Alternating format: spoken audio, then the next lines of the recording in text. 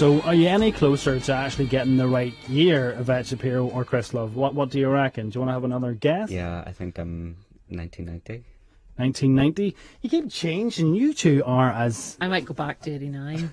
You never were at 89. You can't add... That's 4 years now. It's starting to sound more 80s as it goes on. This is drugs. I'm normally quite good at this. But Of course you are. Yes. And the last thing I guessed properly last time. But... Anyway, right, okay. So next up, from our furry felines to man's best friend.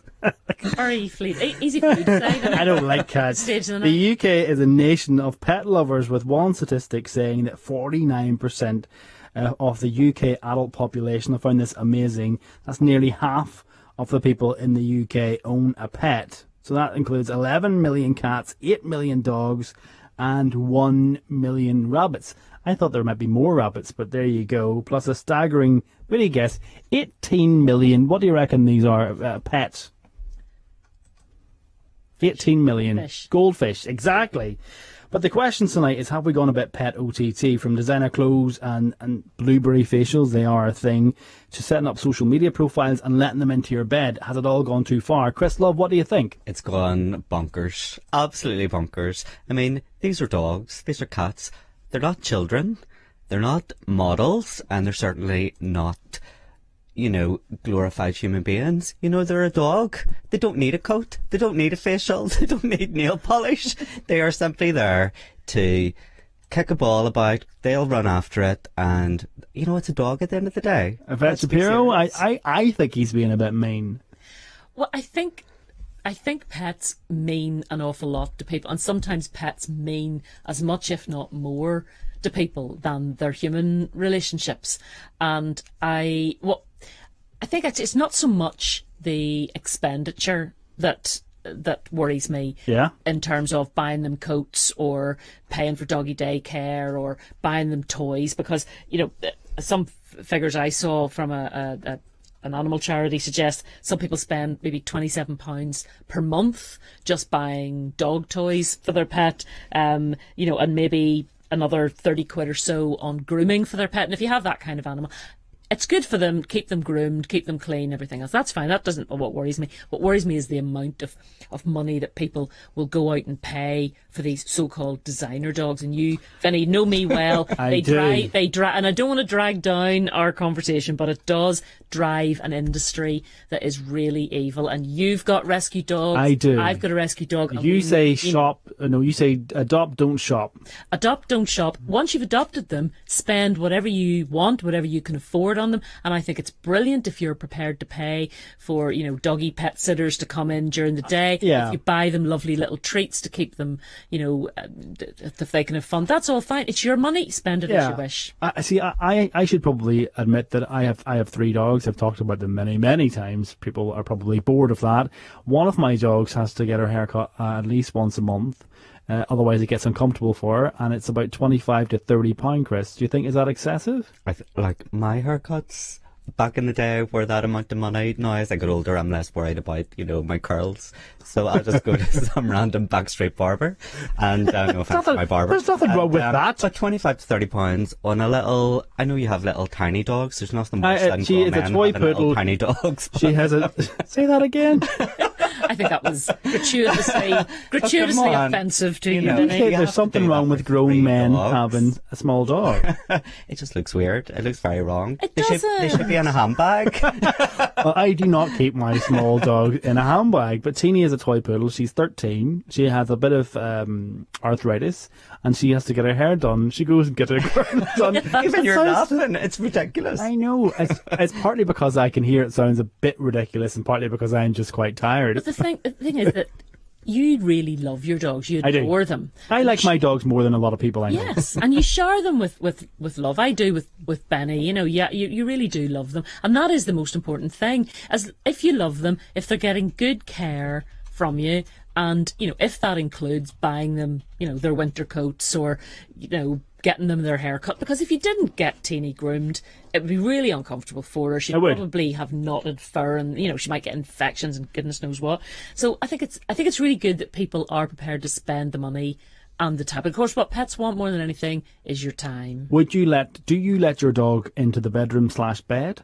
No, he stays downstairs. He's allowed on the settee, sleeps on the settee every night, but he's not allowed upstairs because he is just a hair machine. He just sheds clouds and clouds everywhere he goes, and I just think it's too much for him to be in the bed with his mucky paws and clouds of fur everywhere. Because my 3 dogs sleep up in the bedroom. Now, they don't sleep in the bed, they sleep in their own bed. Well, that's nice. 2 of them usually sleep together, and then the older one, she'll sometimes sleep with them, and then sometimes she goes elsewhere. Now, on a Saturday or a Sunday morning, sometimes the smallest one will get into the bed just for a little snooze. But that's nice. It is nice, and it's why are you looking at me like that, Chris? It's about affection, and, do you have a dog? No, I haven't. Have you ever had a dog? A very long time ago when I was a child. Do you remember? I think it's now in a stew. Oh, I think you need a dog in your life. I really hope you it's need a not. dog in your life. Old No, dogs do. dogs and cats can be companions to some people, especially if they're a little bit older and they live by themselves. I do get that, but I just think, bringing them to the beauty parlour, it's just, I just don't really see it. Like, a dog should just be a dog. It's the similar kind of analogy of a child should not be put into beauty pageants, and that's the way I feel. I do agree. I'm not sure that's the same thing to compare, though. But some pet owners do see their animals as these walking, kind of barking models. And I get that, and I think that's totally fine. If that makes you happy. For example, I used to go to a car boot sale every now and again in North Belfast. It was, I think, off the Crumlin Road. I can't remember. Oh, in that old mill. Yeah, the car park. And there used to be a lady that walked around there, and she had 2 chihuahuas that were dressed up in, like, baby clothes, and she pushed them around in a pram. Now, it did look a bit odd. Sometimes they had wee mini skirts and stuff on, and frilly stuff, but it made her happy. So I thought, the dogs are having a great time. Why not? Why not? See, what concerns me is that sometimes people become, they become obsessed with these pretty little dogs, and they want, particularly, this drive towards things like teacup Yorkies and all of the little sort of furry-faced, fluffy, lovely, cute breeds. And quite often they buy them because children have demanded them, and they get bored with them, and they want the next designer dog. So, do you remember it used to be Dalmatians because of 101 Dalmatians? No. Then it was Weimaraners because Anne Robinson had a Weimaraner on Watchdog. And then it was, some other breed of dog that somebody had on the TV programme. And this is the problem, is people do love them when they get them, and they do lavish all this attention and all of this money on them, but then they either get bored with them or they want the latest thing, and these dogs get pushed aside. And I think that's really sad, because you wouldn't do that if it was a child. It is, but I think to a small extent that's a different discussion. I'm you. My mother has now weighed in on this. She's texted me to say that's a crazy price that I pay to get Teeny's haircut, and she'll do it for me for free. Yay! What about having social media presence for your dog? Apparently, just under a fifth, so 17% of dogs and cats in the UK have a dedicated presence on social media. There's money to be made in that, Chris, because some of them, they get sent all this stuff, and they're used for advertising and all sorts. But if you look at Karl Lagerfeld, who is the designer for Chanel, he has a cat called Chipette. Almost 50,000 followers on Twitter. That's unbelievable. Chipette.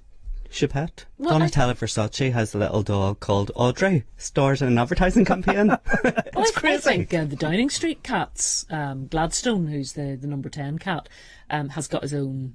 He's got his own Twitter, and everybody raves about him. I think actually I follow quite a few dogs on Twitter. What about pets? With that, we have to leave it. I think we're just overtired now. Apparently, it's called social pet working. Unfortunately, the programme has come to an end. We're going to play one more song before we do finish, which is going to be Charles and Eddie, Would I Lie to You? So, last chance to guess the year. Kathy, I've forgotten, so you need to tell me in my ear.